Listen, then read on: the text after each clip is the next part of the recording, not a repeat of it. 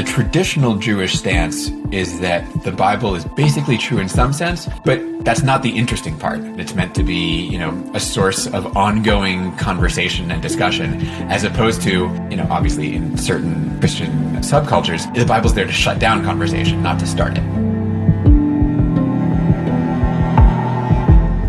Between belief and unbelief, faith and doubt, certainty and uncertainty, there is space. Each of us is thrown into this place to love, to ache, to rage, to heal, and to experience the wonder and the mystery of being.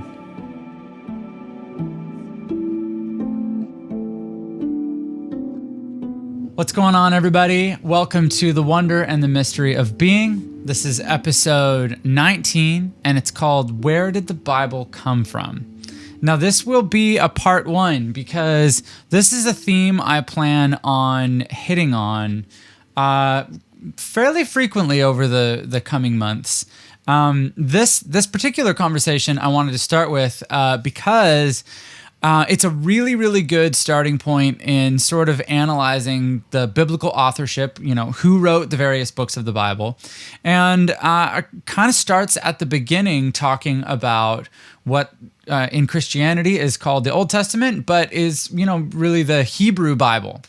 And so I am speaking today with Dr. Joel Baden, and Dr. Baden is the professor of Hebrew Bible at Yale University. So I'm stoked that I got a chance to speak with someone who has so much knowledge about this particular topic.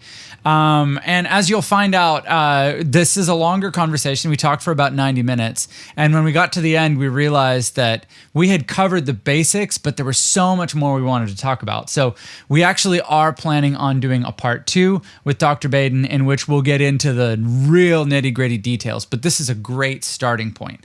And what we're going to really cover in this episode, in this conversation, is we're going to talk about the Torah, the Pentateuch specifically. So this is the first 5 books of the Bible: Genesis, Exodus, Leviticus, Numbers, and Deuteronomy. And we're going to talk about where those books came from, how they came to be in the form that we have them. Although we won't be getting a lot into the various translations and manuscripts, that'll be for our next conversation. But really in this conversation, what we're going to focus on is where did the Torah come from? Who wrote it? How was it brought together? And also, we're going to talk a lot about how we read it. This was a point that I figured we'd bring up early in the conversation and then probably move on from. But as we had this conversation, we kept coming back to this idea that the way that we read the Bible and the way that we engage with these sacred texts really, really matters. And for those of us that grew up in an evangelical sort of Christian environment, a lot of times the way that we're approaching these texts is quite rigid and not very flexible. And it can sort of be seeking to find like a single narrative, where a lot of times, I don't know if you've noticed this, the Bible doesn't always seem to want to give us a super clear, singular narrative. There's a lot going on in it, and sometimes there seems to be like contradictory things going on. So what do we do about that? In a lot of Christian spaces, especially evangelical ones, there tends to be a tendency to cover up any of the inconsistencies or contradictions, or sort of things that maybe make us feel a little uncomfortable because we're saying one thing over here and something else over here.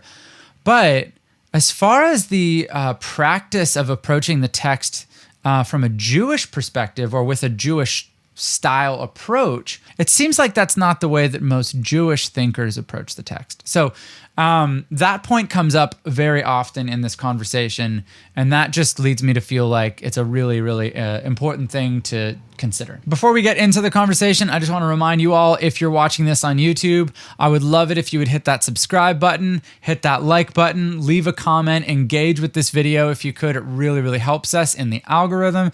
And also, if you're listening to this on the podcast version, if you could go ahead and subscribe to the feed, that would be awesome too. It really helps us us in the rankings and just to have visibility. And hey, while you're at it, like if this stuff is really interesting to you and meaningful to you, tell some friends. We'd love to see more people engaging with this stuff. If you're interested in it the way I am, I'm going to keep making stuff like this, and I'd love to continue to have your involvement. And one final thing before we get into it, I do feel like this conversation has some implications for Christianity that we didn't talk about in the conversation itself. So I'll let you absorb the conversation, and then afterwards I'll come back, and during my sort of little wrap up, I'll let you know what I think that implication is. So, are you guys ready? This is a really good conversation. All right. Without further ado, please enjoy my conversation with Dr. Joel Baden. Well, my guest today is Dr. Joel Baden. Am I pronouncing that correctly? Baden? Yeah, Baden. Yeah. All right. And Dr. Baden is the professor of Hebrew Bible. Is professor of the Hebrew Bible? Yeah, professor of Hebrew Bible. Of Hebrew Bible. Okay. At Yale University. And also the author of a massive book on this idea we'll talk about called The Documentary Hypothesis. And yeah, I mean, let's like jump right in. I got really interested in this topic because I just happened to come across a podcast on this topic that was interviewing a scholar named Richard Elliott Friedman. Who you're probably familiar with. And that's kind of just what piqued my interest, because I'm someone who grew up in the Christian tradition. And, you know, a lot of what we believe in the Christian tradition, as you know, is rooted in Judaism and you know, our posture towards a lot of the Old Testament has some similarities and some differences.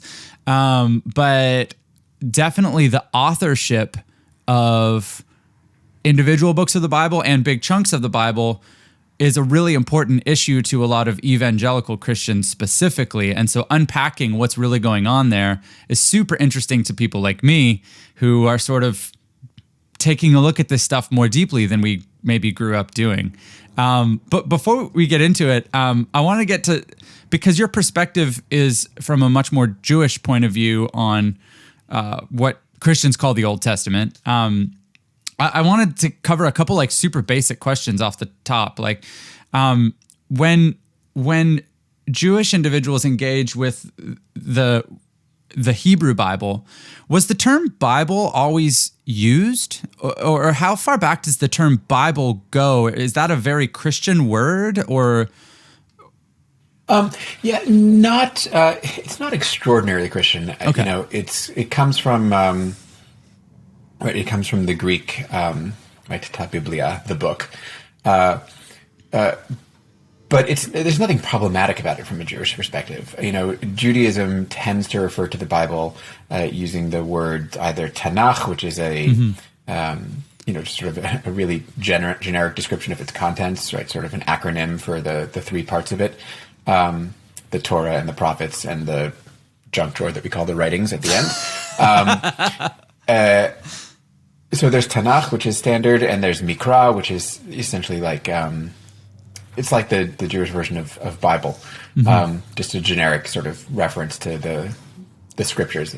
Yeah. And like one of the questions I've sort of wondered about and I never really had a chance to ask someone and like that would know as much as you do, is like, I think a lot of Christians sort of just take it for granted, like the Old Testament, as Christians call it, is sort of like our thing, you know?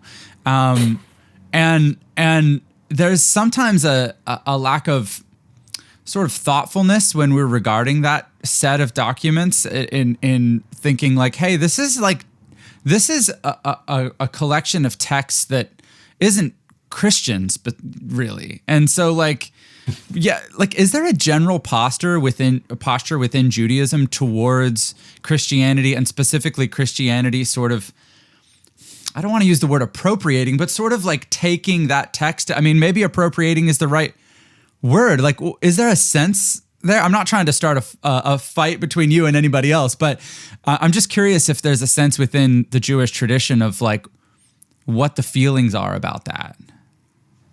Yeah, it's complicated. I think generally there's a sense of like, there's a small sense of, I don't know, maybe frustration is the right word. The issue in part is that we share the text that Jews call the Hebrew Bible and Christians call the Old Testament. And we both then moved on with our lives with it, right? That is, Christianity then added a New Testament to it and, all sorts of commentaries and all sorts of things. And Judaism added its own sacred texts into its like sort of larger canon. And so to talk about the Hebrew Bible as Old Testament as a Christian is totally legitimate and right? That is like the older half of the Christian Bible. But to think that it's only that, like that's its like definition and, sole existence in the world is as Old Testament is mistaken, right? Because there's all of Judaism, which took that text and didn't add a New Testament to it. It's just the Bible for us. So, there's nothing wrong with Christians saying, I read the Old Testament as, part one of the Bible leading towards the New Testament and Jesus. Of course you do. You should, right? That's your tradition. Mm-hmm. The problem is saying the Old Testament is the first half of the Bible, right? Because it isn't. Right. It is for you, right? That's how you read it. And for Jews, it's not so different. It's not so different from the way that you can imagine a Protestant might feel about what Mormonism has done with the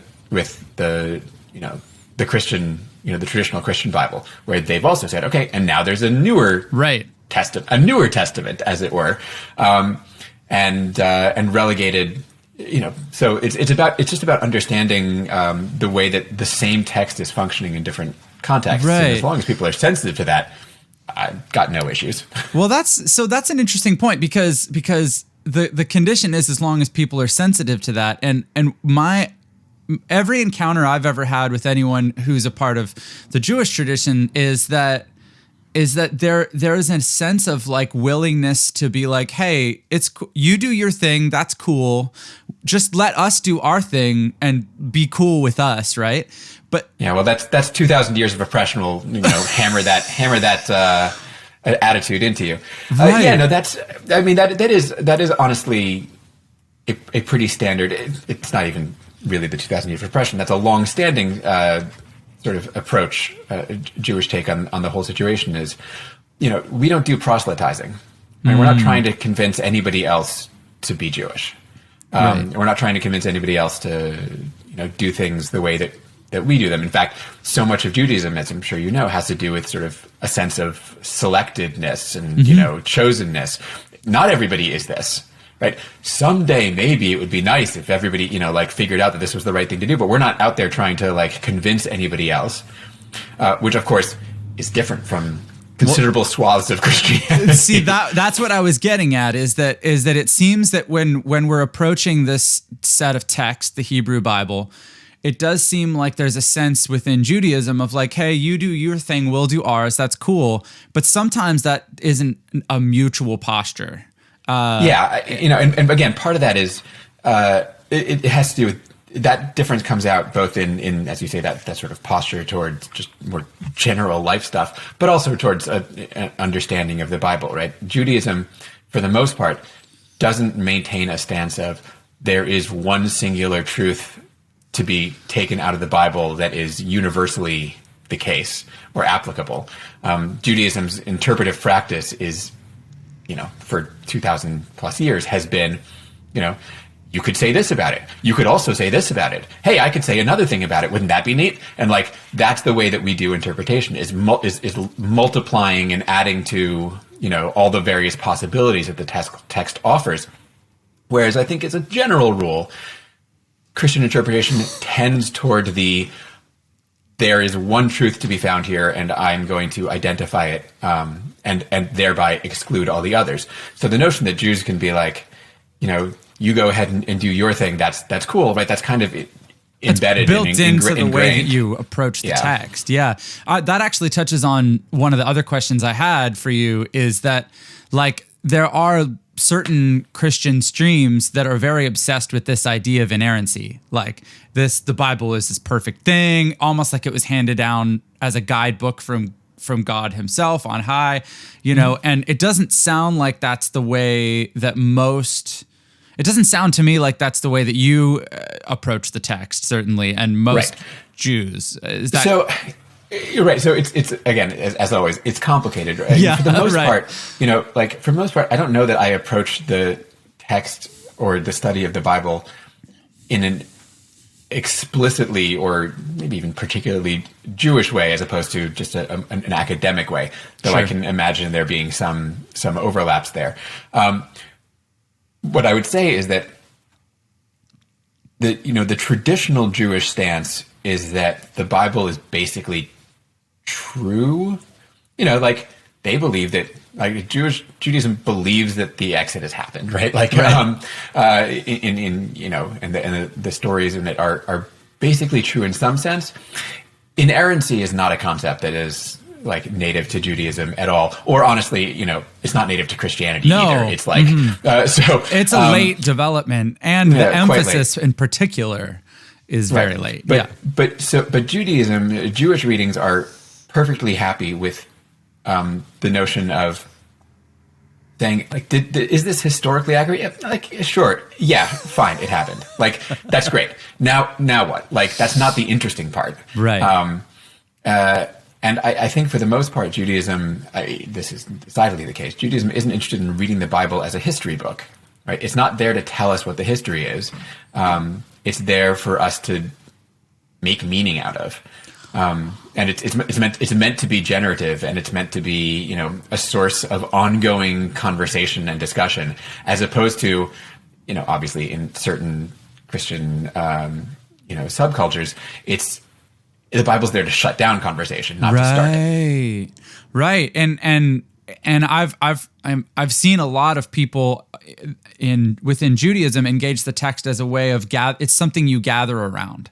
It's like something that brings the community together as you're sort of tossing these ideas around. Like, what about this? What about that? What do you think about this? And I think that's a beautiful way and a really meaningful way for a community to engage with a sacred text. Like, I think that's awesome.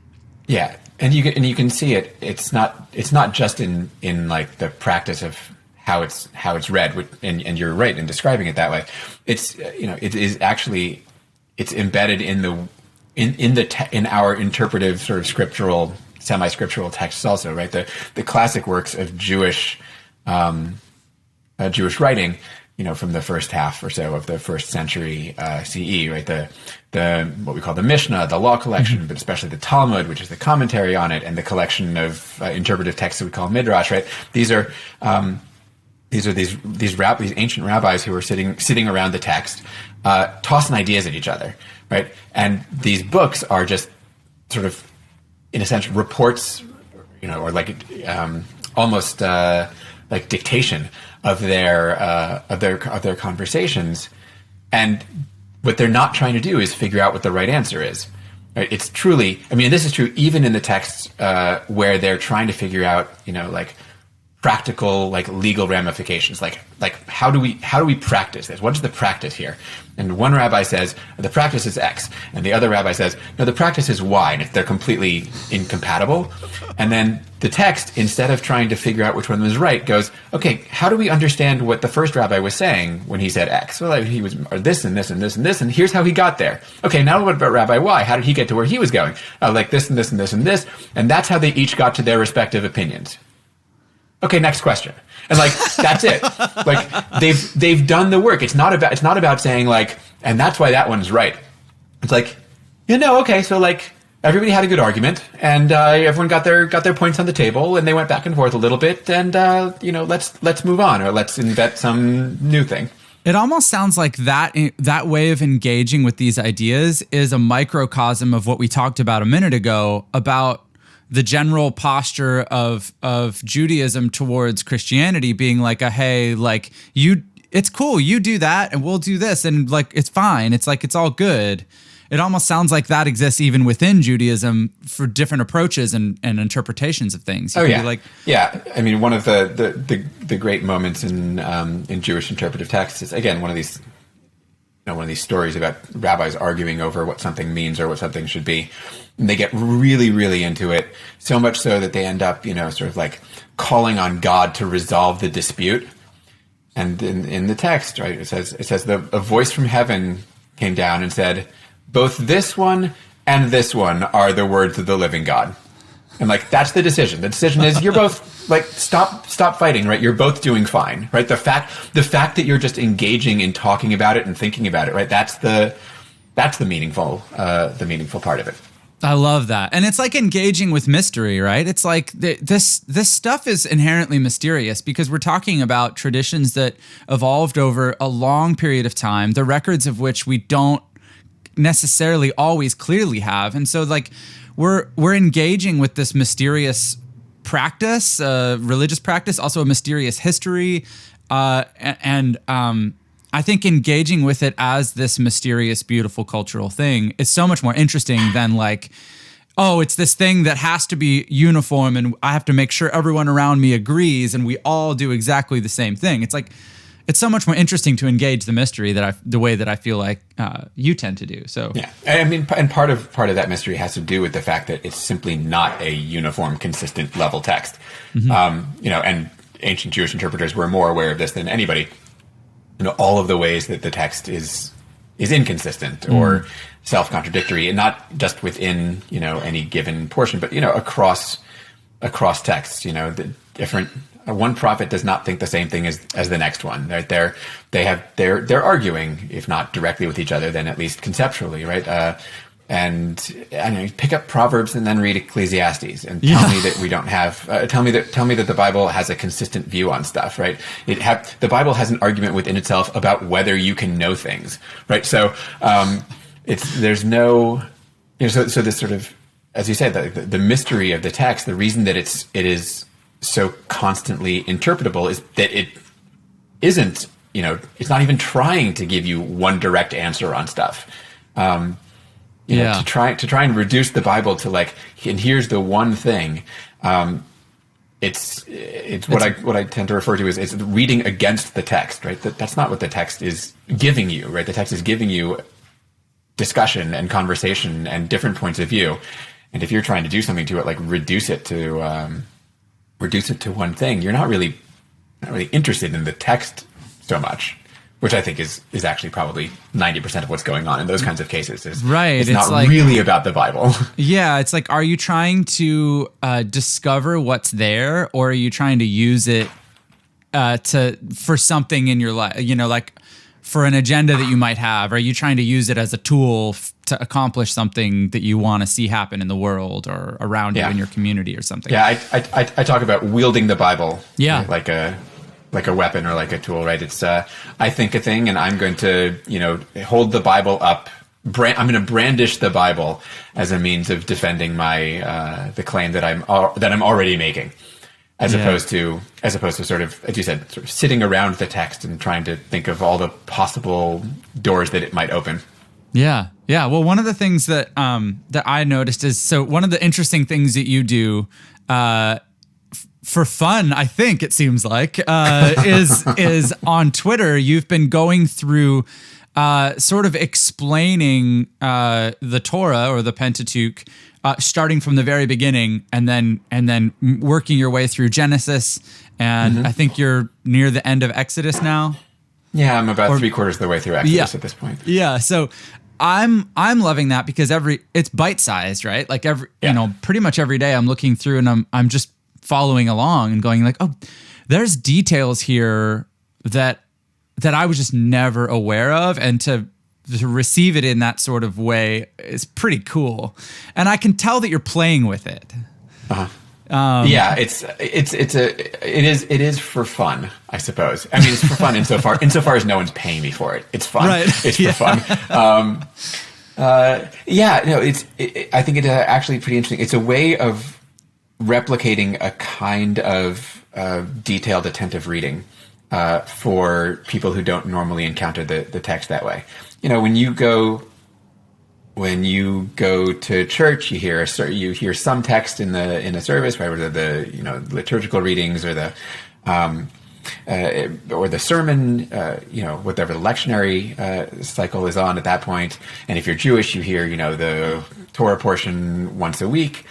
But you have to you miss a ton, right? You're not reading the whole thing, and you're missing lots of little details. And I think lots of people can tell varieties of Bible stories that they've gotten sort of culturally, or give general impressions of this, that, or the other aspect of the Bible. Again, just from stuff that they've picked up or what their tradition has taught them. But very few people, even in the most devout sorts of traditions, are reading the Bible as slowly and carefully as it sort of needs to be or deserves to be. And certainly, if I'm about a third away, if I'm about 2/3, 3/4 the way through Exodus, as you know, it means that I have just sort of gotten through 6 chapters of blueprint instructions for how to build a tabernacle, which is brutal. By any stretch, is kind of brutal reading, but especially brutal if you tried to do it all at once. If you break it down into one day, relatively small, couple of verses, 10 verses at a time, you can see stuff, right? You can see more clearly in this case, a world being built within the text, and you can see the subtle arguments and positions of the text and its authors. For me, it's that the Twitter thing is a way to let people into my brain and my field, which I like to do. I'm not a person who thinks that the knowledge that I have acquired in my life is somehow should be held back or granted only to those who have the ability to attend Yale. Right. I'm perfectly happy for everybody to know basically everything that I think or know. It's not proprietary in some sense, right? But also it's a way to build a community of readers and around this, and to open conversation, and to show people different ways of looking at familiar and often unfamiliar text.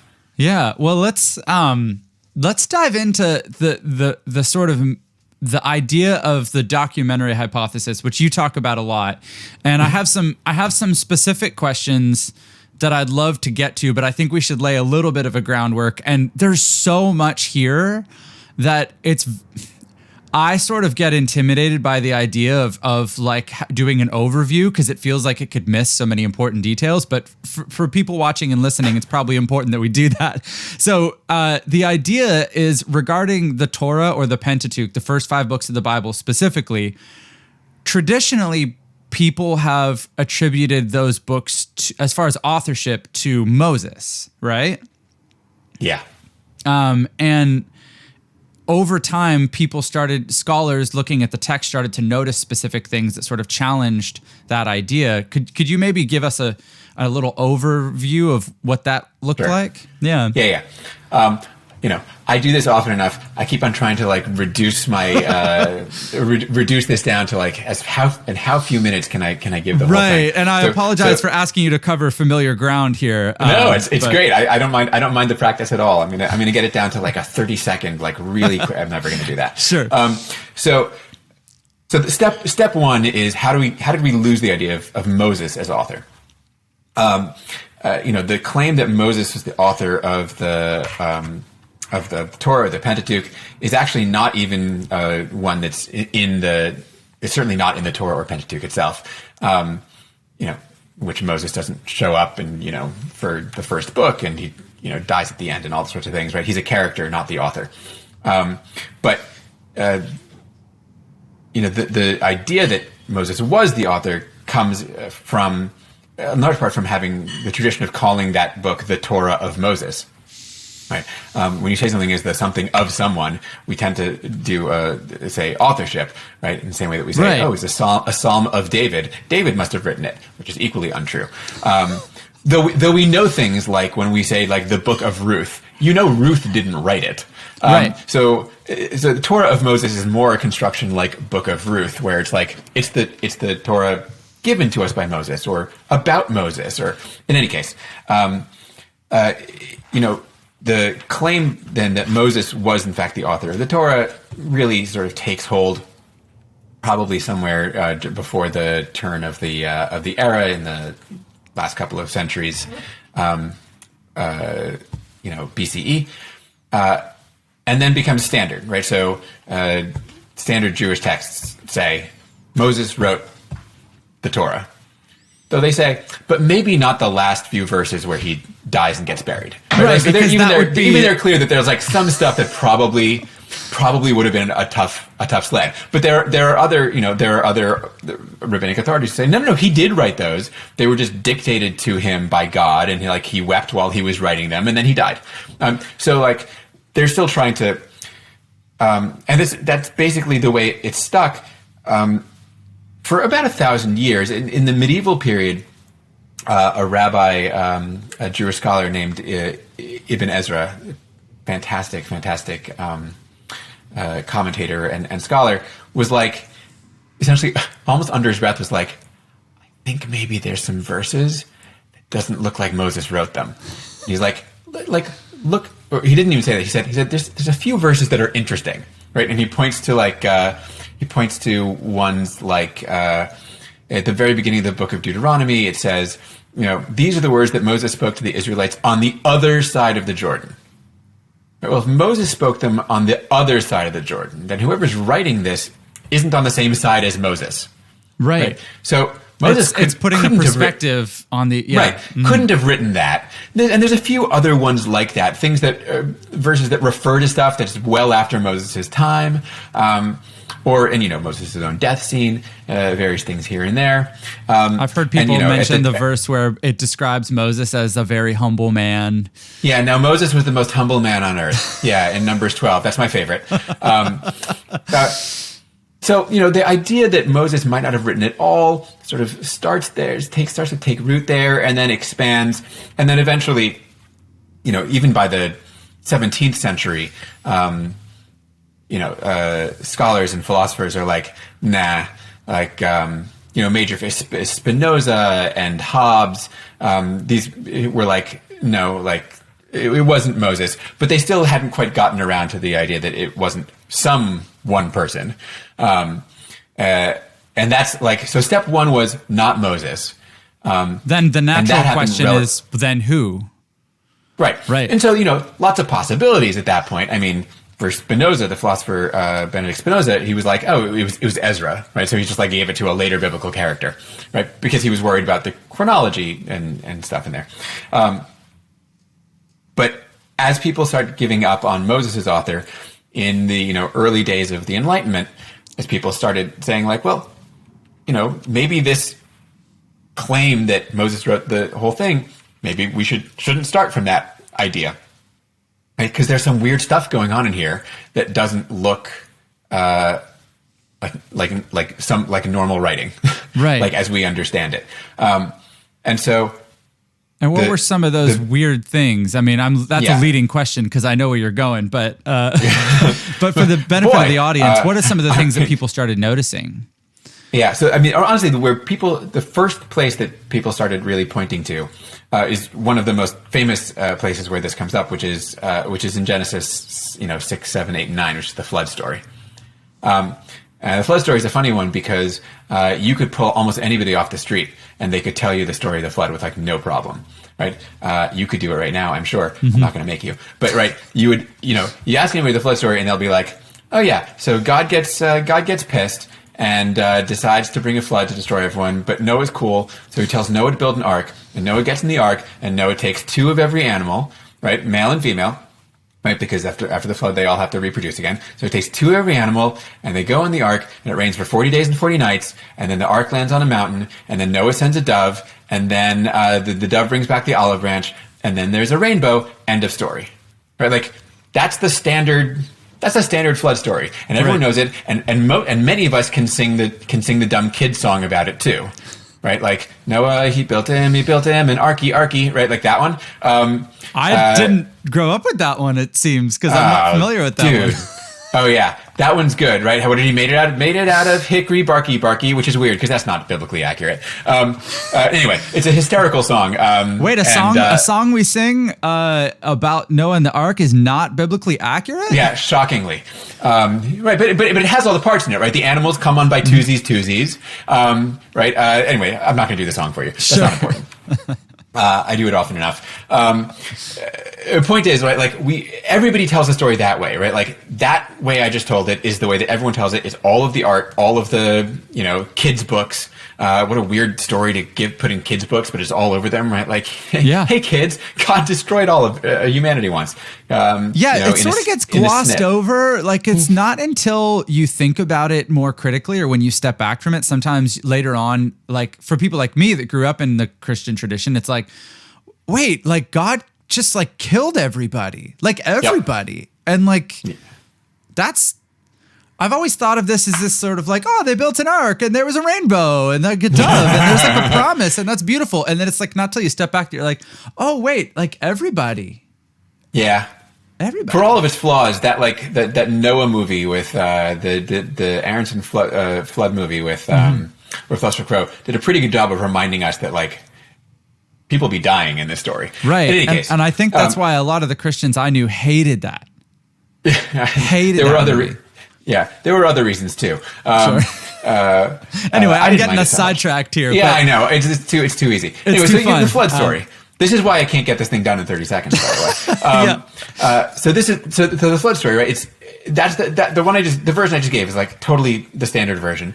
But if you actually read the Bible, like that stuff's all in there, but that's not all that's in there.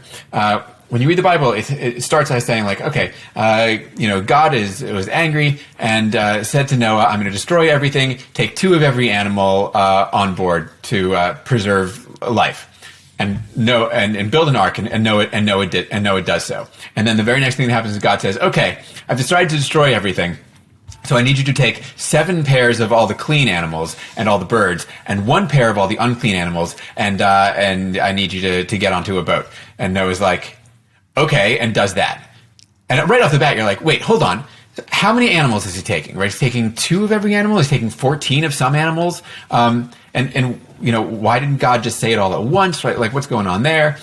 And then you're like, where's the water come from? It's rain. Except sometimes also it says that the waters come from both above and below, right? Like this water's welling up from this primordial deep. And then how long did it last? Right, it lasts 40 days and 40 nights, except where it says it lasts for 150 days. Right. Right. And Noah sends a dove, right? Except that he also sends a raven. And yeah, there's a rainbow at the end, but there's also the part at the end where Noah, having taken all the animals on board to preserve life for after the flood, immediately gets out of the boat and sacrifices a bunch of them to God. And you're like, I feel like that was not well anticipated or planned for, right? Like, so the story, again, these are early, readers in the 17th century. People recognize these things earlier, but in these early critical years, people were like, this is not, it's like not readable, right? It doesn't make sense. I don't know what, like, just not in terms of stuff, just the facts on the ground. How long did it last? And how many animals were on the boat, right? These are just like basic questions, basic plot points. Yeah. Right. You couldn't, to go back to the movie idea, you couldn't film the biblical story because you wouldn't know which of the sort of data to use. Yeah. And you can't do it, you can't plot it out in a calendar because the dates don't work. And they start to realize, look, if it rained for 40 days and 40 nights, and like that's a sort of one set of ideas, and like there was waters from above and below in 150 days, and that's like another set. In other words, all the things that I just pointed out, they all come in 2s, right? They all come in binary pairs, right? It's 40 days or 150 days. It's a dove or a raven. It's 2 of every animal, or it's 14 of some animals, right? They all come. There's not like a third option anywhere. And so if you just like split apart the stuff that doesn't go together, Yeah, kind of. You end up. It doesn't actually take. It's not rocket science, right? Not to talk down my own sort of job, but it's not that hard to do. You can do this with anybody who's willing to look at the text closely enough. Those two alternatives resolve themselves into actually two totally good stories. And you notice things like not only are there contradictions, but there's look like doublets, right? It tells me that everything on earth died in two almost identical successive sentences in the text. Yeah, in like two ways. Mm-hmm. Yeah.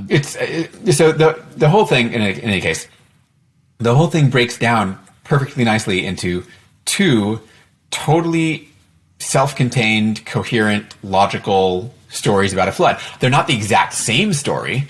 Right? They're about the same guy, Noah, and about the same problem, flood.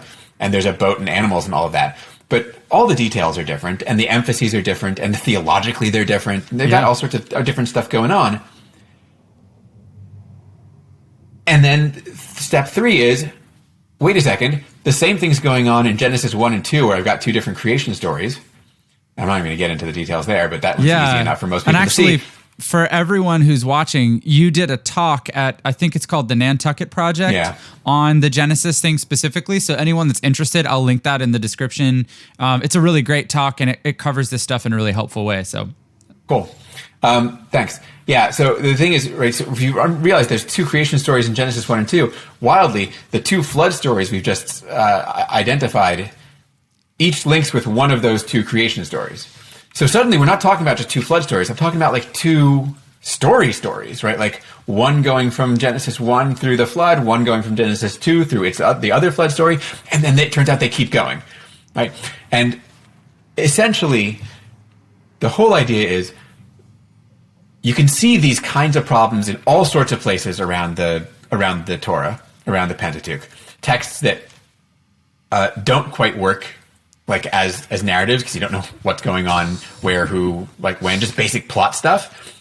And there's plenty of stuff in the Pentateuch where it's, even if it's not like one story that doesn't work, there's like conflicts between what it says here and what it says in a different place, or things that happen once and then happen again. Right. Moses gets water from a rock, and like everyone goes yay, and then like 40 years later, Moses gets water from a rock again, which is weird. Not impossible, but weird. Anyways, there's all kinds of like, again, just literary contradictions and duplications and inconsistencies. And if you do the same thing we just did with the flood story, where you take like the things that don't agree and you separate them, and you take the things that do agree and you line them up together, it turns out the entire Pentateuch breaks down into not just the two stories of the flood, but in total there's 4. And they're simply all identified by the fact that they think different stuff happened, right? Like, it's not that they use different words. It's not that they like have different literary styles. It's that they say different stuff about like the who, what, when, where, why, and how, like plot point stuff of the narrative. It does seem that on top of the plot point stuff, it's not just styles and words, but there are those also, right? Like, Yeah. Right. But right, once you've, so for example, right, we look at the flood story and we're like, oh man, like, the facts on the ground, which birds, where the water from, how long, which number of animals, you divide it all by that. And once you've done that, you get your two stories, suddenly, at that point only, you see, oh, wait, and also, this one uses this word for die, and this one uses this word for die, and this one uses this word for dry ground, and this one uses the other word for dry ground.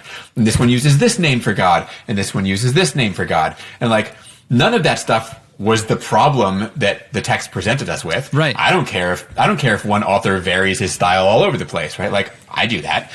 We all do. Yep. That's not the problem that we were trying to solve. But once we solved for the problem, which was plot, right, it turned out style kind of came along for the ride. Yeah. And like that's cool, right? Then that stuff becomes like supporting evidence, right? Like if it didn't work out, it wouldn't be a problem. It wouldn't change anything. But the fact that it does work out is like extra cool. Yeah. Oh, now this is an interesting point, because I've heard, and we'll get into exactly what those 4 sources are, because that's, I think, super fascinating.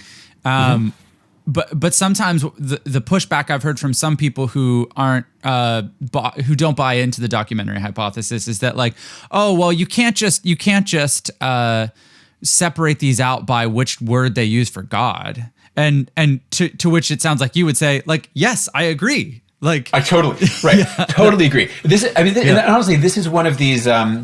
This is a problem with sort of the history of scholarship, or at least how it's been presented in a public-facing kind of way.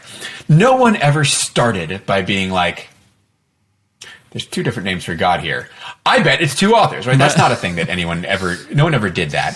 It started by people looking at the text and being like, something's weird with the story, and then realizing that this, the separation of the story lines up with an alternation in use of divine names.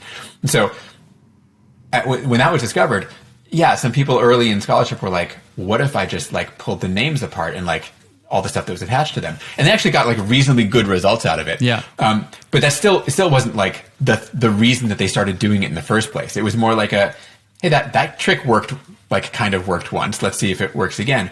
And then, often what you get when this gets explained in a public-facing way, right? This documentary hypothesis, the composition of the Pentateuch stuff, is people start with that. They'll be like, okay, so we have these different documents, and how do we tell them apart? Well, we tell them apart because they use different names for God, and this one uses this word, and this one uses this word, and like, in a sense, that's like those are some of their distinctive features, but that's not how we separated them. That's not how we identified them. Right? It's how we describe them now, but it's not like it's descriptive, not prescriptive. Gotcha. Right? No one's into it going. No one's right, again. Nobody ever walked into it being like, I'm going to find sources in this text, or like I'm going to find every time it says one of the classic ones is like sources. Some of the sources use different words for like the word we use as maidservant. Right, like Hagar, or like characters like that, like the maidservants, right? So one source uses the Hebrew word amah, and another source uses the Hebrew word shifcha, and the idea that anyone would go into reading the Bible and be like, the whole thing reads fine to me, except that they use two words for maidservant, so that's not going to stand. Like, that's nonsense. Right. Nobody ever went in that way, right? The style is never the primary argument. So it's sort of a straw man to be like, you can't just separate based on style. Completely agree. Because you're like, that's not what we're doing. Right. It's 100% not what we're doing. Right. Well, let's talk about the documentary hypothesis specifically. So the hypothesis more or less is that the Torah is made up of an aggregation of these four sources. And what are the four sources? What do we call them? And what are maybe some of the identifying characteristics of them? Yeah. So again, as I said, right, like when you do that sort of separation thing of all the contradictions, you take those all apart, the duplications and everything, over the span of the entire Torah, you end up with four distinctive documents that make four distinctive claims about, the story of Israel's early history. And so, I'll go through them in the order in which they appear in the text. Great. Which is, it's such a nice neutral way to do it. So the first one to appear is the source that you'll forgive me because we call them all by like letters because we're not particularly creative. But the first one we refer to by the letter P, right? That's sort of its insignia, P, which stands for priestly. Right. This is the source that gave us the creation account in Genesis 1 with the 7 days, but it's also the source that's responsible for the vast, for Leviticus, right? So this like vast body right in the center of the Pentateuch, this vast body of like ritual, cultic, sacrificial, priestly stuff. Mm-hmm. So we call it P for priestly. That's the first of them. And again, its main characteristic is it's really obsessed with priestly stuff and ritual and sacrifice and cult. And that's not all it does. It tells, from creation all the way to the death of Moses, like the others do. But, and it's very orderly and which is not surprising, right? The text that gives us the 7-day orderly creation gives us an orderly everything else too, right? It's the one that gives us lots of genealogy, lots of lists, lots of all the and these are the generations of whomever, right? Like that's all all the stuff that the casual reader is like, yeah. For the most part, for the most part, that's true. Including the entirety of Leviticus, all of the instructions for building the tabernacle, and the report of the building of the tabernacle, all the laws at the beginning of Numbers, most of the laws at the end of Numbers, right? It's all the boring stuff that most people skip. Right. Except there's a double-edged sword there to me, because it's like, it's all the laws that can sometimes get a little tedious, but Genesis 1 is also like a really beautiful text. Like to me, like I think it's just artistically, it's remarkable. Sure. I couldn't agree more. And in fact, I probably would say the same thing about Leviticus, which is just like, maybe I just understand it less. It's right, just not as easily grasped. In a sense, we're not trained to read Leviticus, right? We all read stories, but most of us don't read ritual texts, right? Ritual instruction texts. Here's how you do a sacrifice, but that's a genre problem, right? Like, it's not that text is particularly boring. It's like, we don't know how to read it particularly well, because we just don't read those things. It's like genealogies, right? Like, we don't know how to read a genealogy, but like, they might be like fascinating.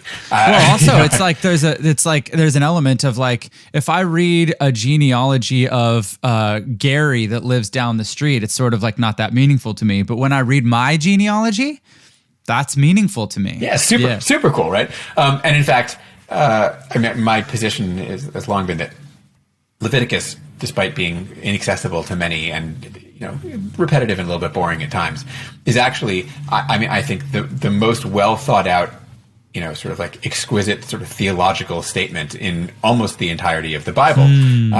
You just need to know how to read that stuff. Yeah. But it's constructing an entire, understanding of God and the world that is, it's magnificent, in the same way that I think Genesis 1 is. It's just harder to access. Okay, that's P. That's great, P. That's P. The next one that shows up, the one that begins the creation story in Genesis 2, is the source that we call J. Why we call it J is, I'm actually going to not even say, it doesn't matter much, but we call that one J, and easily distinguished from P right there in the creation account and also in the flood story, and tells its own version of Israel's history from creation through the death of Moses.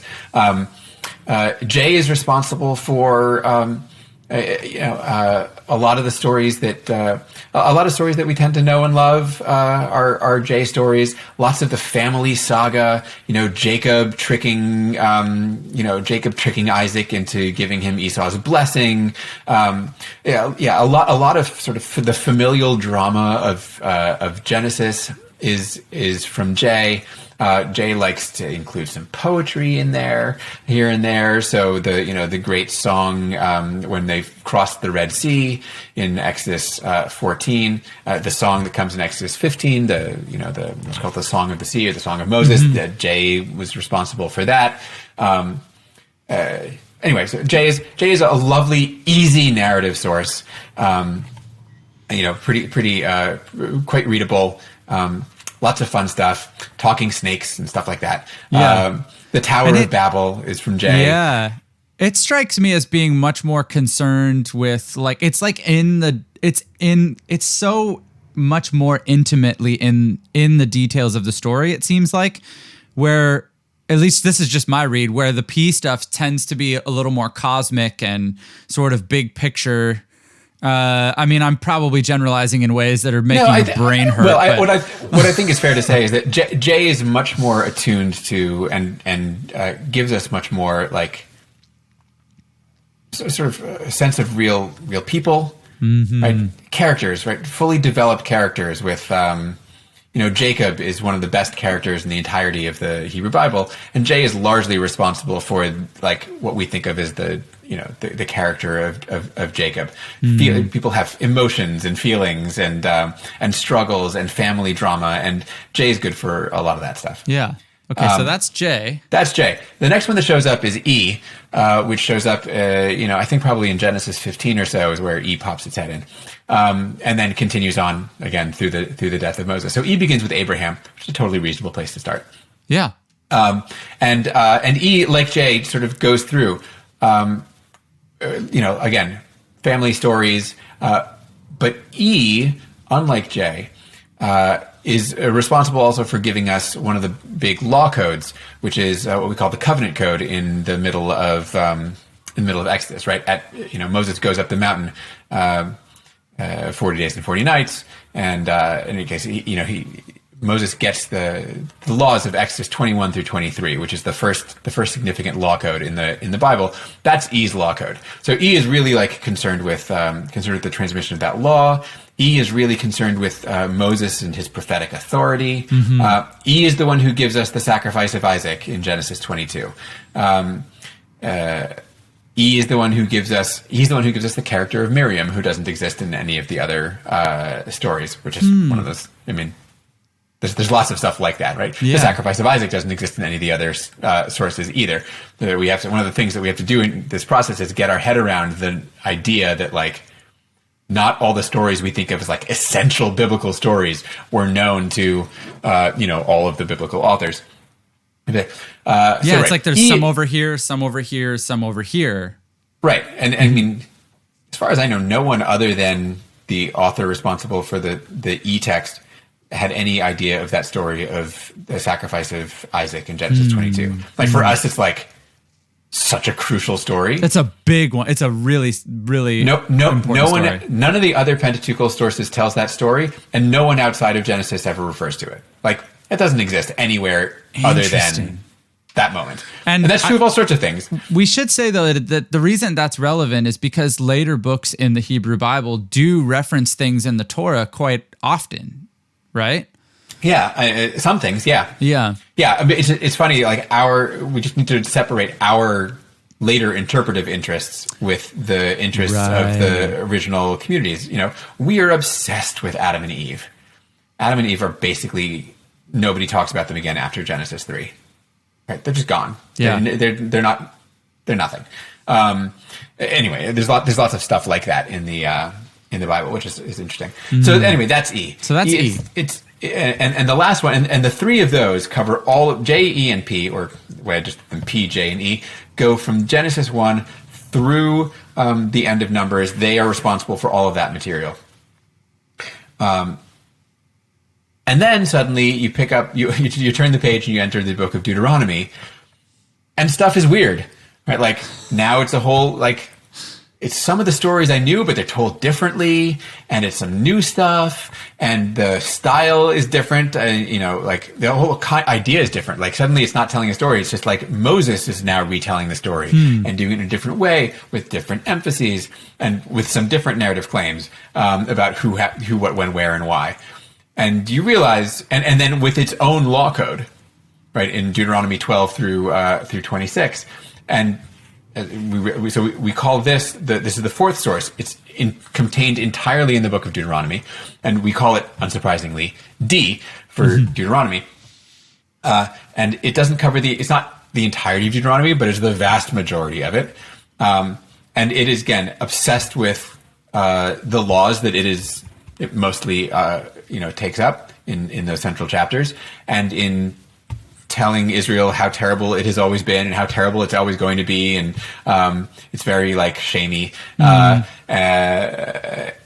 it's full of all the wonderful speeches that we associate with Deuteronomy and Moses, right? The Shema, Hear, O Israel, the Lord our God is the Lord's our God, the Lord is one, and you shall love the Lord your God with all your heart, and man, so that you shall know that man does not live on bread alone. I mean, there's all sorts of great stuff in Deuteronomy. Stuff that we're familiar with. Yeah, lots of stuff. But it's a very conceptually self-contained, right? It's making a very clear argument. You're about to enter the land. You're about to cross into Canaan. And when you do so, you have got to follow these laws, or it's going to go really bad for you. And that's the whole argument. Yeah. And some other stuff too. The other thing I'll mention is, so we have these four stories, these essentially four narratives of Israel's past in very different ways. But within them, right, you have the laws of the covenant code in E in Exodus 21 to 23. You have all of the priestly ritual material in Leviticus and its surroundings. You have all of this giant law code in Deuteronomy 12 to 26. And it's not just that the narratives, like the flood, don't agree with each other in terms of who, what, when, where, why. It's that the laws that are in each of these sources, each of these documents, also don't agree with each other. So, you pick up the Covenant Code and it tells you can build an altar anywhere you damn please. And you pick up Deuteronomy and it says you may not build an altar anywhere except this one place. And you pick up, you pick up the Covenant Code and it tells you that you can, all your debt slaves have to be released after 6 years. And you pick up, and you find something different in the priestly laws. And so it's,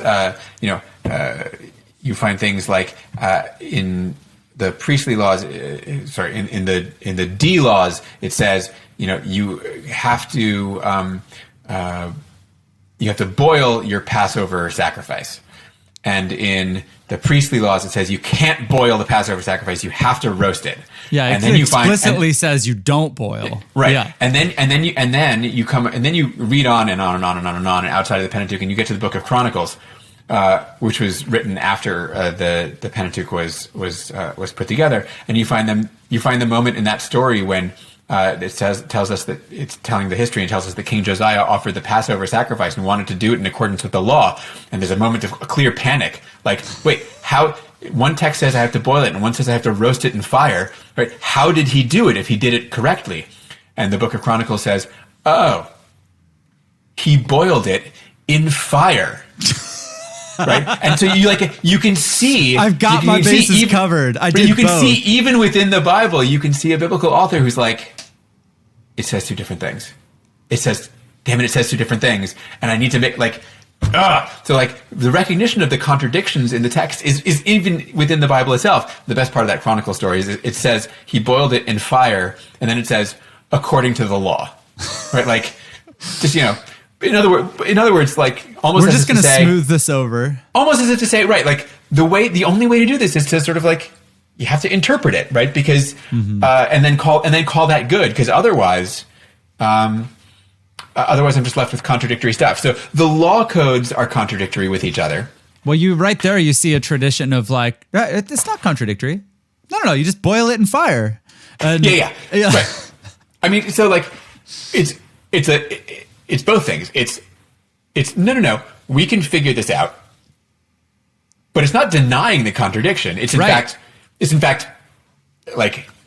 it's recognizing it requires the contradiction to make sense. Right. Interesting. I say this a lot. Right. People are often be like, I can reconcile these problems by doing this, that, and the other interpretive, funny business or whatever. People have been doing that for thousands of years.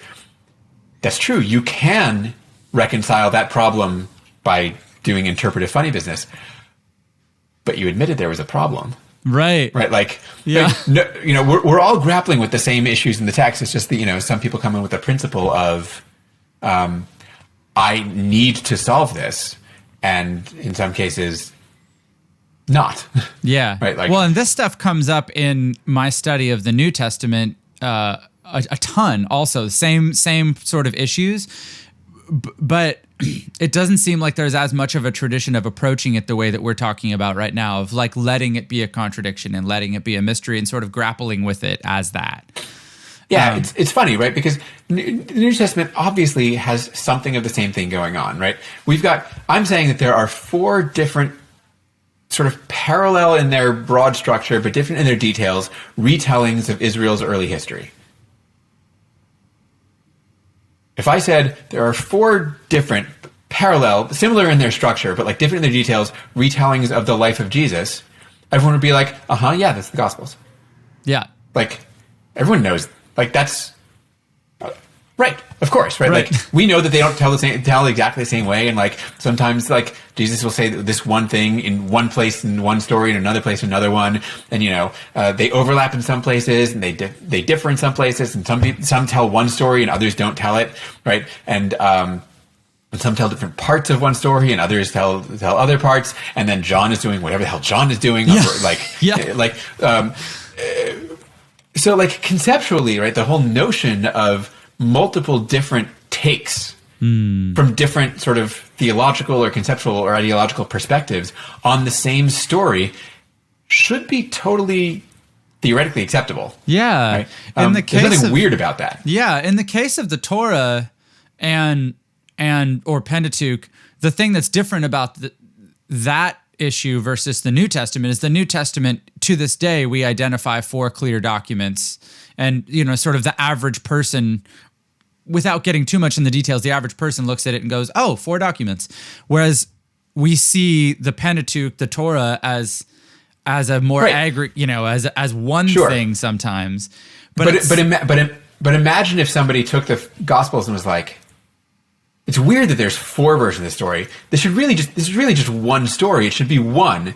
And they took them and they were like, okay, so I'm just going to put it all together, and I'm going to keep the story in the same chronological order, and it'll be a little repetitive, and it'll double back on itself, and there'll be some contradictions, but it'll all be one thing. Yeah. Right. You'd end up with something that maybe looks a little bit like the Torah does. Right. In fact, you'd end up with something that we actually have called the Diatessaron. Yes. Right. That was put together by a guy named Tatian in the 2nd century who did exactly that with the Gospels. I was going to bring that up. Yeah. He does exactly the same thing. He produces a conflated, compiled text of the Gospels that is, I think, that was for a long time and may still be in some communities, in some Eastern Orthodox communities, the basic scriptural gospel text.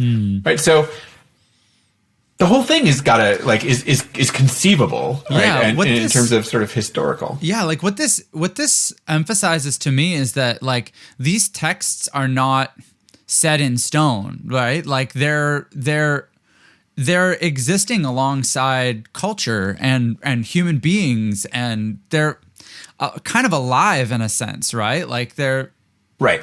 Yeah. Yeah. It's a terrific point because the Gospels are a good example for this also, because we look at the 4 Gospels and go, there's 4 people essentially all writing simultaneously, doing their own take from their own perspective and angle. Right? Same thing is true of the sources in the Torah. We don't need with the Torah sources to be well, first it was one, and then it was another, and then it was another, right? As you said, this is all they're all texts are connected to people and communities, right? Mm-hmm. And just like you can have sub-communities that produce different Gospels, you have sub-communities that produce different, sources of the Pentateuch. Israelite society, ancient Israel society was complex, right? It had, different, there were priests over here, and there were scribes over here, and there were prophets there, and there was massive lay people who were totally illiterate, right? But, this town told the story this way, and, over the side of the other hill, they probably told the same story, but slightly differently, which is still true today in America, in the U.S. in all kinds of ways. We're talking about, living, living communities, mm-hmm. texts and versions of the story. It's their combination is a weird later thing, but the sources themselves are living texts, right? They grow. Part of what we do with them is so I've separated out the priestly material from all the rest of it, but I can see that P itself grew and has later parts and earlier parts within it. It's a living document. And then, they get combined together, and the Torah itself, even when the sources of it are combined, isn't set in stone. It mm-hmm. continues to change and have stuff added to it. And we can see things that came into the Torah later, even after all the sources were part of it, and stuff that, is getting moved around, or things that are being added, changed. That process is going on for a long time. The Bible never quite gets set in stone, not in any official way. The New Testament, the books of the New Testament did y'all had a council, and we're okay, here's what our texts are. Jews didn't quite have a council with the Hebrew Bible. It was more these are the texts that we like and use. Yeah. That we consider to be sacred. And there's some texts that close but no cigar, and some texts that we're never going to mention ever. And that's cool. But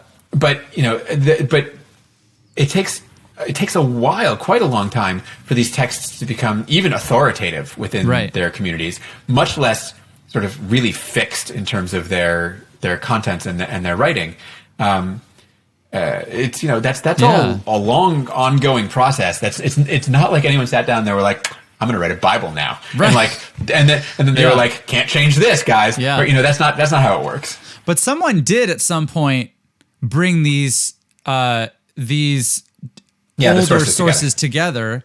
And from what I understand, that whoever that person was, there's a name for that person, the Redactor. That's a pretty cool name that I've heard. Yeah. I'm probably yes. being a little reductionist here, but no, I mean, there's different names, but Redactor is probably the most common one. And yeah, it does kind of sound like an X-Man. Yeah, it sounds cool. It's kind of baller. Yeah. Yeah. So who was that masked scholar? Oh, right. So I've seen different theories on who the Redactor was. And was the Redactor one person or a group of people? Was the Redactor this person or that person?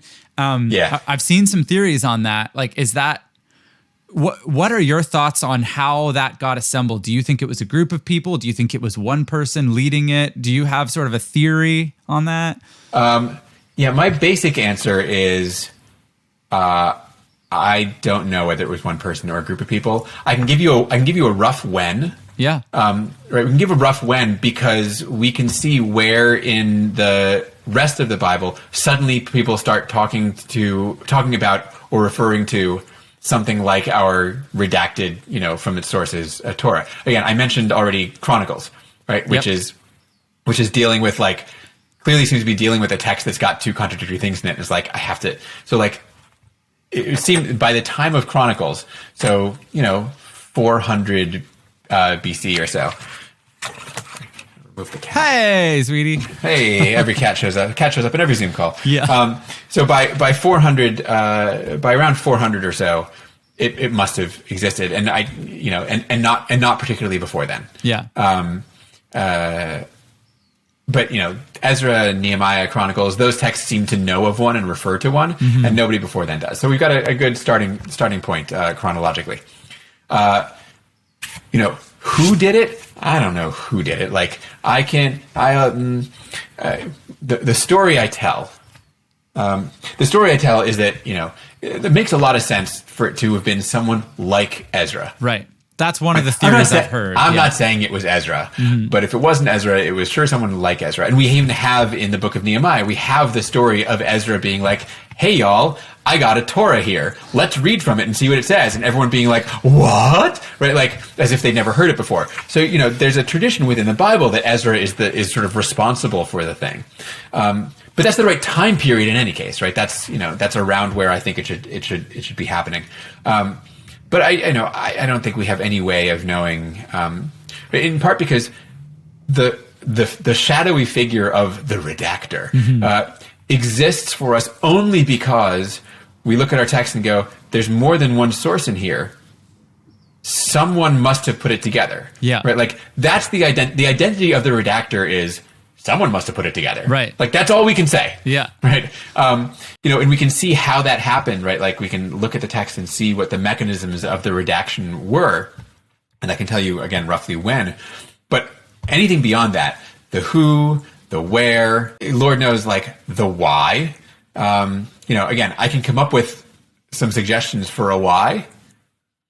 But they'd all be just like kind of rough guesses for the thing. This the interesting thing about the redaction is again, it's sort of necessitated by the existence of sources, and everything we say about it beyond that is a little bit speculative. But also, one of the keys is speculative, but not super important. Interesting, like super interesting for sure, but it's not as if we can't agree on why or when or where the redaction took place, then the redaction didn't ever take place. Right. That doesn't make sense. Like the literary evidence is multiple sources, which means someone put them together. When and where and why and how that happened, none of that changes what's on the page. Right. Which is that literary evidence. So well, and speaking of timeline, the timeline is really interesting to me too, because you actually hinted at it earlier when you were talking about the four sources in the order in which you listed them. You listed them according to when they show up in the Bible, but then you sort of hinted when you said JPED or JEPD, like they seem to date to different periods to some degree. What degree of like certainty or like even general confidence do we have in some of those datings, and are they meaningful or relevant, or do you feel like it's not that important? Right. So, in the history of scholarship and sort of the public recognition of all this, the dating has always been incredibly important. Yeah. Right. One of the reasons that this whole argument became interesting to people outside of academia was because, in the late 19th century, people were like, it's not just that there's 4 sources, it's that you can put them in chronological order, and in doing so, you can watch the like step-by-step progression of Israelite religion and thought, right? As it went from, at the time was thought, as it went from like J, this early, with the talking animals and the like, God shows up and like chats with people and like one-on-one and like eats meals with them, and this very like earthy kind of naive, almost religious perspective, but very like authentic, right? Like from J, and then like over time, essentially it got like further and further away from that until we got to all that like nasty, ugly, sacrificial, like stilted, like deeply emotionless sacrificial ritual stuff in the priestly stuff. But that was understood to be like the step-by-step sort of trajectory of Israelite religion and thought, as represented by the progression of these documents chronologically. Now, that whole idea, developed in 19th century Protestant German scholarship, where there were 2 things that they all agreed sucked. One was Catholicism, right, and the other one was Judaism, right? And so what have they done? Right, think about it. Right, they said, oh yeah, the earliest, like the truest one, was J. Right, this very like direct relationship between the characters and God, and like a very like one-on-one kind of like a deeply emotional and authentic religious experience. And the later stuff, like the way when it got bad, that's the stuff where it's all the sacrifice and the ritual, Judaism, right? And all of the like, and all those priests, right, requiring sacrifices and payment, Catholicism, right? Like that's right. You can see they like associated by associating the priestly stuff with Judaism and Catholicism and making it late and bad, right? And then associating the early stuff, they didn't say it, but like the early stuff becomes Protestantism, right? No, you don't need the priests getting involved. We don't need all this, sacrificial mumbo jumbo, like mystical ritual crap in the way, right? So essentially they were trying to elevate Protestantism through their dating of these sources. Now, once you give up on that, and once you give up on the idea that all of Israelite society progressed in religious lockstep down through the centuries, like everybody went from this to this to this to this, which is weird, right? Like, yeah. No culture in history has ever been that way, Yeah. right? Like, there's no one's ever agreed on everything, right? Christianity splits, right, in the first, between Peter and Paul, right? First generation. Immediately. Islam splits in the first generation, right? People start arguing right away about the relationship to God and what things mean and identification, the history, all of it. So, this like false idea that the ancient Israelite culture was like all this and then all this, and that the text somehow represents that, it's a little bit silly, right? It would be like picking up it would be like somebody picking up like watching TV from today and being like, surely Fox News and MSNBC and CNN couldn't all exist simultaneously. Right, because what did America actually believe at that time? They'd be like, oh no, clearly it must, and then they put them in order, right? It's dumb. So we don't need an evolutionary framework for understanding any of this, right? As we were talking about before, right? These all can belong to living, ongoing parts of Israelite society over centuries, right? And we can see that they must have existed over a long period of time because they're being revised and worked on and added to and changed over time, even before they get put together into the Torah as we have it. Long story short, I think dating these texts is something of a fool's errand, in part because none of them, for the most part, give us any clear, right? They're all about the way long ago past. Right? Yeah. None of them have reference to current events, and people who try and find current events in them, I think, are making a lot of sort of leaps. None of them give away their own sort of time period in any obvious way. Well, and we're also talking about like a really long time ago, like 2,500 to 3,000 years ago. Yeah. And so I could see it being one of those things where like, we love having concrete answers for things. And so you see what you want to see to a degree sometimes. Yeah. Like the desire to, the desire to figure it out is obvious. Like, it's a mystery. Like, we love assigning things to dates. We love putting things in order. It's total normal human behavior. But sometimes you just don't have like evidence for it. Yeah. And especially in a case, as you said, we're talking about stuff that may be 3,000 years old in some cases, 2,500, 3,000 years old. And on what grounds are we saying, oh, this belongs to this period, this belongs to this period? Almost all of our data for what that time was like comes from the texts that we're talking about, right? Like, so it becomes very difficult. So my sense is, I understand the desire to date the texts and to put them in some sort of order. I don't think there's any good evidence for it, and I think that it results in like a whole set of bad sort of interpretive practices, right? Where one text gets more credit for being earlier, and one text gets less credit for being later, which is, they're all in there, right? There is no Pentateuch, there is no Torah without all four of them, right? So it's like, to be like, yes, the early one is the good, authentic one, and this late one is like a bad later. Like, that's a weird. You're privileging parts of the core of the scriptures over other parts of the core of the scriptures, and that's I think just bad practice. Right, and I feel like this gets back to where this whole conversation started, in like a willingness for there to be a multiplicity of perspectives and actually an appreciation of the richness of what that gets you, versus like trying to approach any text like, well, surely if we go back far enough, there is a single universal truth or narrative that we should try to get to.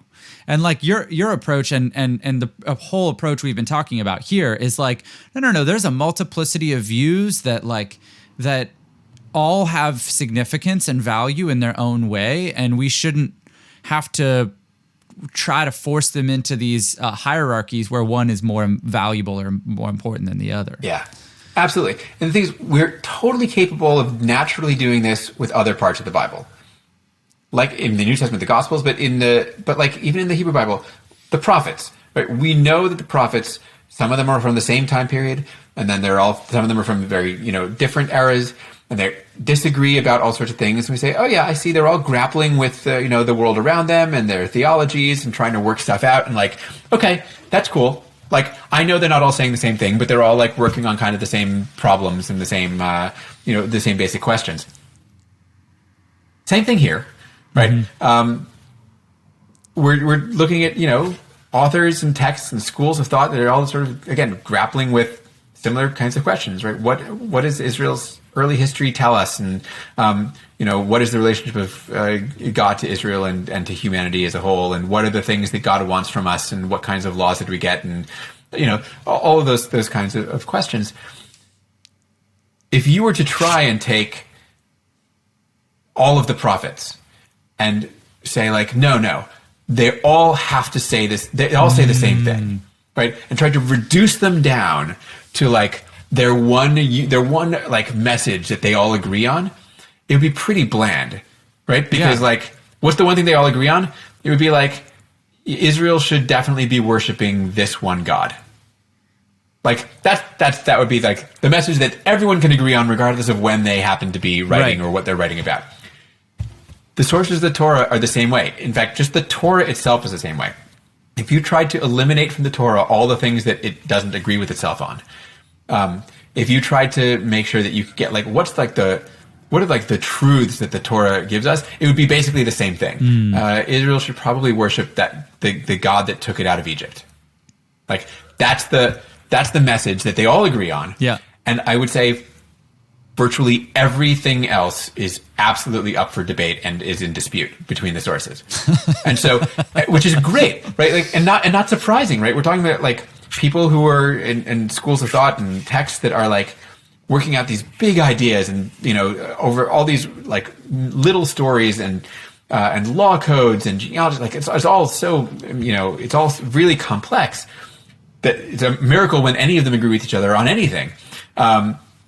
But they, if what we do is go into it being like, but like I'm going to eliminate the contradictions among them, then like I said, you end up with something pretty banal, right? You end up with God, the God who took us out of Egypt is the one that we should worship. Agreed, fine, but you lose all of the lose all of this sort of the specificity and the details, and you lose the idea that like. It's not just that there were multiple texts with different points of view. It's that they're all present for us, right? If you start eliminating contradictions, you're essentially, as I said before, you're essentially reading against the text, right? The Torah doesn't hide the contradictions, right? I'm not saying that it like shoves them in your face and is like, flashing red lights or is like highlighting the text in different colors to show you what its sources are. But it has Genesis 1 followed by Genesis 2, right? It has a flood story in which there's 40 days and nights and 150 days and 14 animals and 2 animals, right? The stuff's all in there, right? The Torah wasn't put together by someone who said, I have all these sources and I got to figure out a way to smooth it all out into one. It was, I have all these sources, and I just shove them all in there and like they're all good. So for us to read the text in such a way that we like undo that, like the way that it was put together. Right? We're reading against the text. The text is the result of a process of preserving and putting together stuff that must have been important. Yeah. And when we smooth it out, we're basically being like, no, I don't like the way the text is. I'd rather it were something else. But like, you can't do that with the Bible, right? Like, not if you're reading it seriously, right? As the Bible. Right, dude, that's really, really interesting. And I'm with you. I think that approach is, coming from a tradition where it was much more about viewing the Bible as a monolithic thing, that had just one thing to say. And like, I can't tell you how many times growing up I heard the phrase, well, the Bible is clear, right? And then you read it and you're like, have you read? Are we reading the same thing here? Like, there's a lot. The Bible is never. Anyone who tells you, like, I would say this. I've said this before in another context, right? There are two things I think that the Bible is absolutely consistent on, and there is no one who says anything otherwise.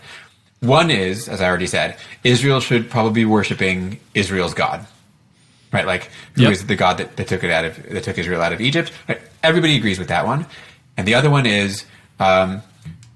We should, as individuals and as a society, absolutely always be caring for the vulnerable. That is mostly the strangers, widows, orphans, but like especially strangers, immigrants, like that.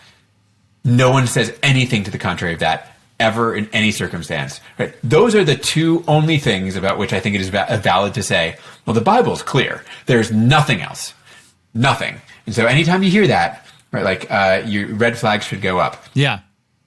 Yeah. And actually that second point you made about the care for the vulnerable, that's one of the threads. Well, that I actually would say that is the thread that keeps me coming back to this set of documents that we have, because in that sense, it is a really, really remarkable narrative where it constantly comes back to this care for people that are oppressed. And part of it is the history of the Jewish people, is that there's, and the Israelite people. I'm putting my own sort of narrative on as an overlay at this point, but I just see so much of this as a cry for justice and for people to not be oppressed and for care for people who are oppressed.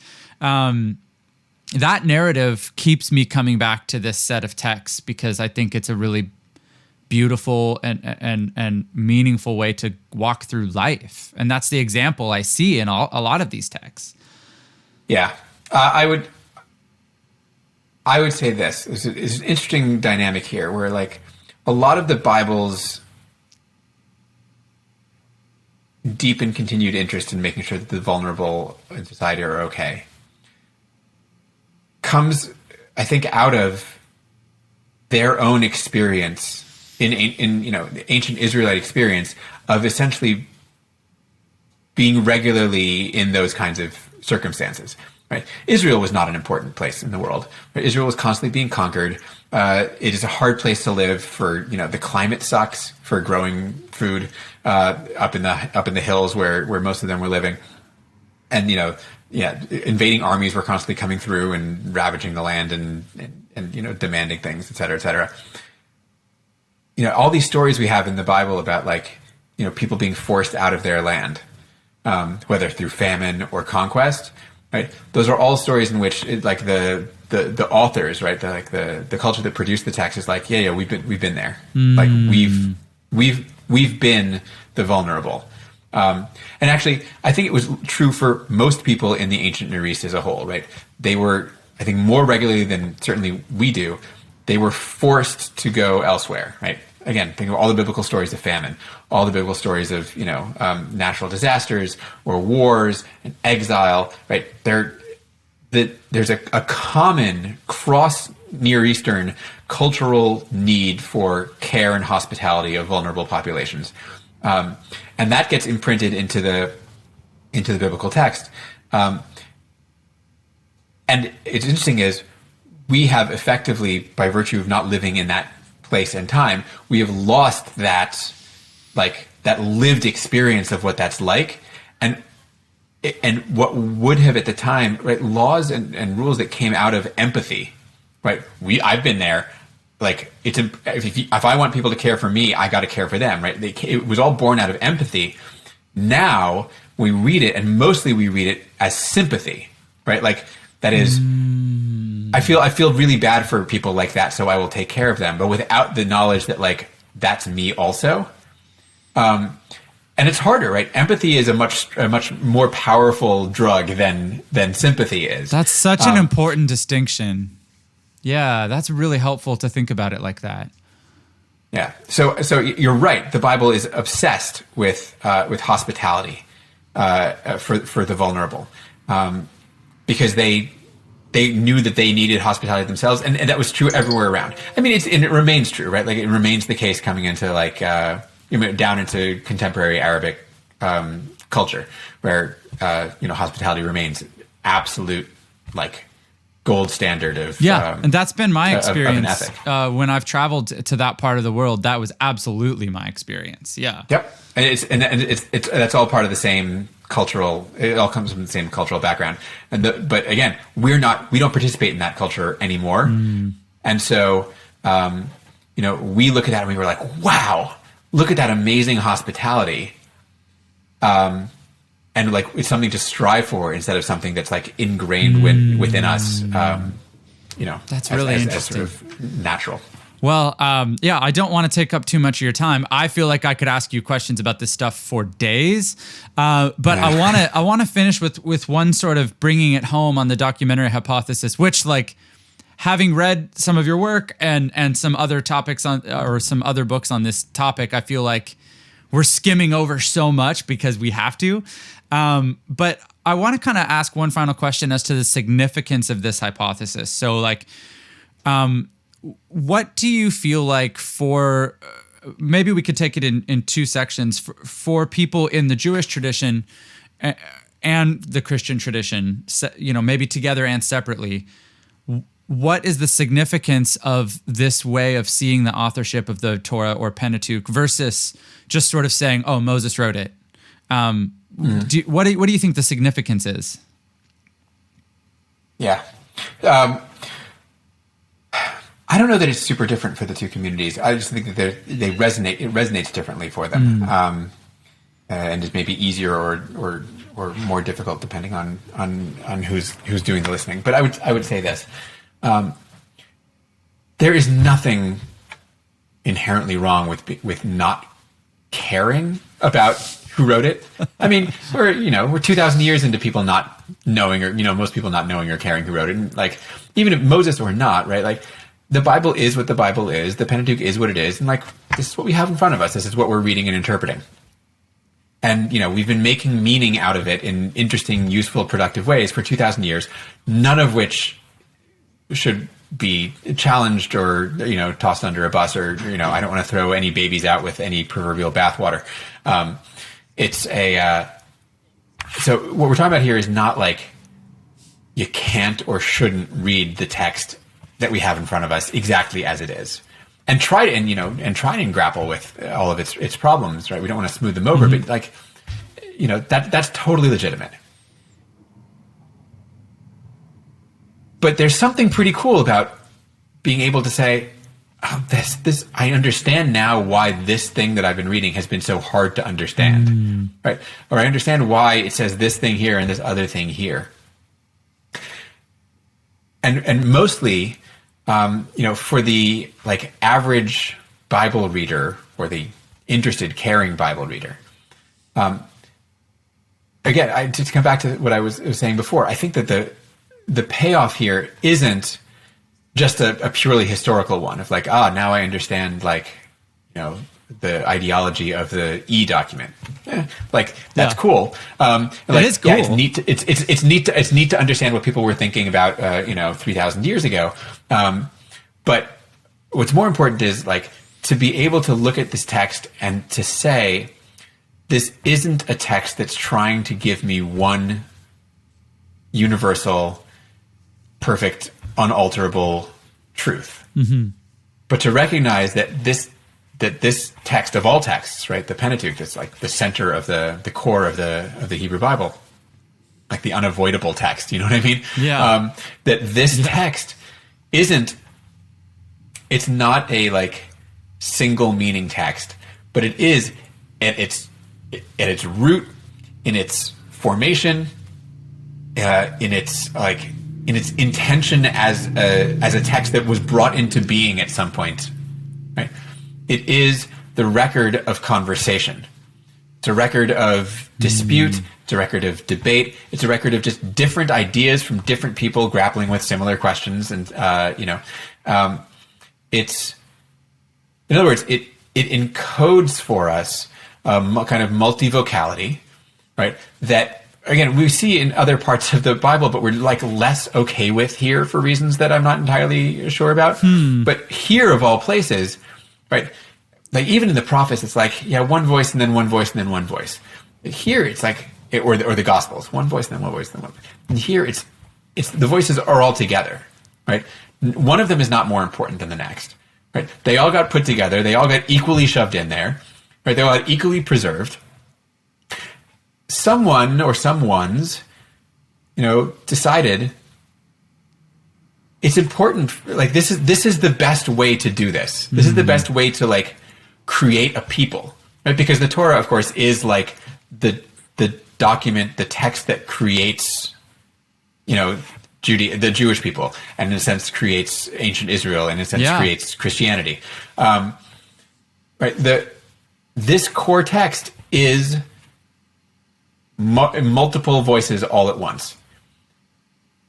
And trying to reduce it to one statement is like to miss the text for what it is. Right? That's just, the text isn't one thing. It's multiple things. It allows us to say, I think this, and someone else to say, I think this, and for us to be like, hey, cool. Yeah. Like, to go back to where I was at the beginning, right? Like, oh yeah, so both this and this are the words of the living God, right? Like that's cool, right? Like that's okay. We don't have to agree in order for our positions to be valid. We just have to, we just have to sort of be playing the game. We just have to be participating and listening, and giving equal opportunity and credit. And it's again like that's like the meta reading of the thing. But I think it's much more important than being like, I can figure out which like half verse belongs to whom. Yeah. Like that's the game of it, right? Yeah. That's super fun, and I love doing it. And that's like the unraveling of the mystery. Like it's fun. It's like the adventure, the detective work. Yeah. But the big picture takeaway is like not the verse by verse thing. It's just the existence of a Torah that looks like this, that came together this way, is like so profound in my mind. Yeah. The desire to sort of flatten it into one thing, or to reduce it to one authoritative statement, or to say, well, the Torah is clear about whatever the thing may be. Like, you're missing the forest for not even the trees, but like for some other forest that's not the one you're looking at. Yeah. Yeah. Well, I resonate with that, because when I started looking at not just the Hebrew Bible, but the Christian Bible, both, when I started looking through all these texts, looking at them through the lens of like, oh, wow, these like it's actually a little complicated how they came to be and how they ended up in the forms that we have them, in the languages that we have them, in the translations and the variations and the manuscripts. Oh man, we didn't even get into any of that. I know, and I would love to. Maybe we'll have to do that another time. But Sure. Yeah, like when you get into all that stuff, I think people who insist on a monolithic viewing of this stuff get really nervous or upset or concerned when these topics of, variations and translations and manuscripts and all this stuff comes up. But for me, and it sounds like for you too, it actually made it come to life for me. I found myself appreciating these texts so much more and in totally new ways. And it makes me stand back and have a lot more awe and sort of wonder about the whole thing.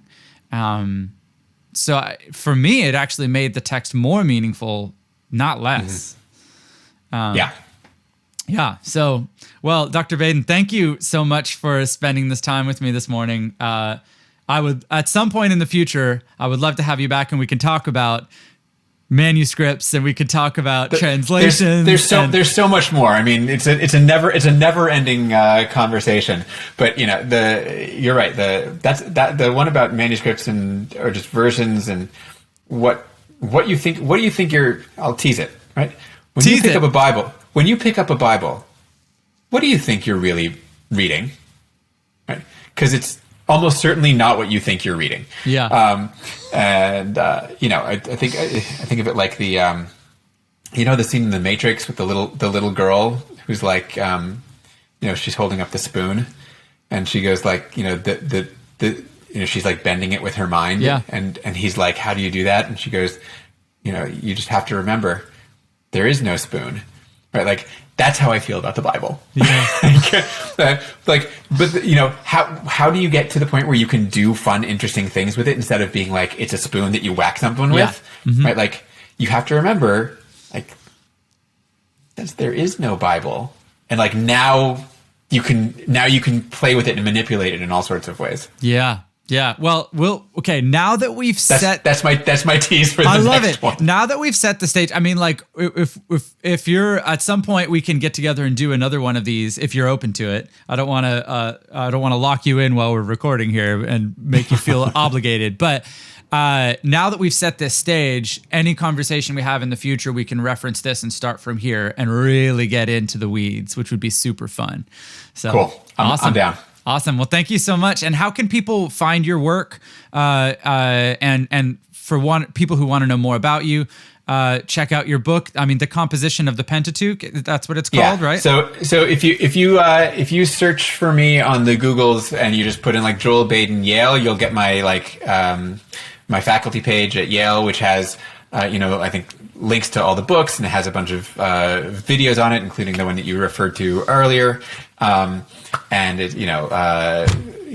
some basic information about me, so you can get some of my stuff through there. Obviously, you can find all my stuff on Amazon. Academic books tend to be expensive. I've got a few that aren't. Those are those ones are okay. You referred to it at the beginning. But if people want to come in and like drop in on the Twitter stuff I've been doing, at Joel Baden, pretty straightforward, and you can find with a little bit of digging, you can find my commentary on the my verse by verse commentary on the Pentateuch from Genesis 1 through I'm somewhere in Exodus 32 today, and any of my other provocative thoughts about stuff. I love it. Yeah, there's a bunch of those we didn't touch on either, but it's like I said, I feel like I could talk to you for days, and so I don't want to take days from you. So yeah, appreciate it. Well, thank you so much, Dr. Baden. Take care. Thank you.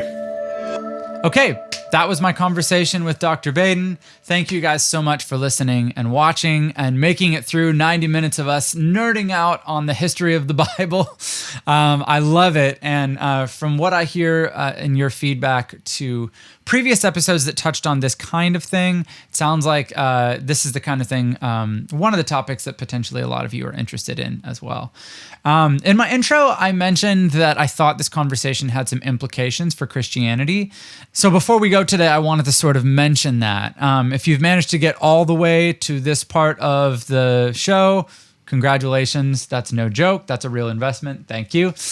But here's the implication. Traditionally, the Torah or the Pentateuch was thought to have been written by Moses. That's how the Jewish tradition saw it for at least a good chunk of time.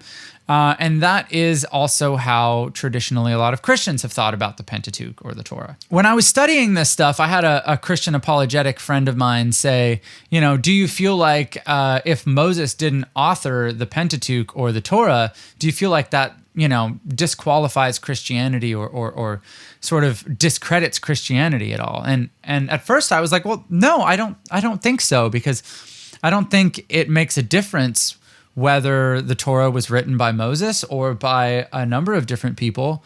It doesn't seem like that would have anything to do with the truth of the Christian faith. And he responded that he thought it actually did matter, because it does seem like Jesus believed that Moses wrote the Torah. And I thought that was really interesting. And so I went looking, and indeed, it does appear to be the case. In the Gospel of John, chapter 5, verses 46 and 47, Jesus says, "If you believed Moses, you would believe me, because he wrote about me. But if you do not believe what Moses wrote, how will you believe my words?" So Jesus does seem to be indicating that he is affirming Moses' authorship of the Torah. So this is where there begins to be a little bit of a problem. And I didn't want to necessarily bring this up in my conversation with Dr. Baden, because I didn't want to put him in a position where he's having to come out and say yeah, this is a problem for you Christians. But I thought in this sort of little wrap up, it was worth talking about, because it is an interesting question. If Jesus was God, then Jesus would know who actually wrote the Torah and how it actually came about. And if it turns out that Moses didn't write the Torah or the Pentateuch, which this hypothesis, which is compelling, this hypothesis sort of indicates that Moses didn't write it. So if Moses didn't write it, and Jesus was quoted as saying that Moses did write it, then there's a problem here. One of several things would have to be true. Either the documenta hypothesis is wrong and Moses actually did write it, or Jesus was wrong about Moses writing it, which has some implications, or the writer of the Gospel of John is not accurately quoting Jesus. That's a possibility too. Or theoretically, it could be several of those things.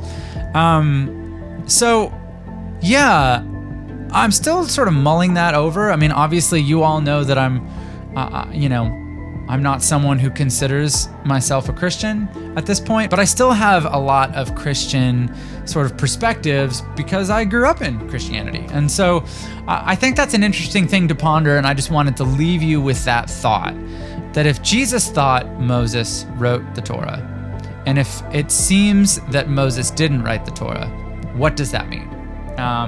maybe that's something that we can tackle in a future episode. But for now, I've spoken long enough. You have listened long enough. You have watched long enough, and I need to let you go. So until next week, thank you guys so much for watching and listening, and I hope you all stay curious.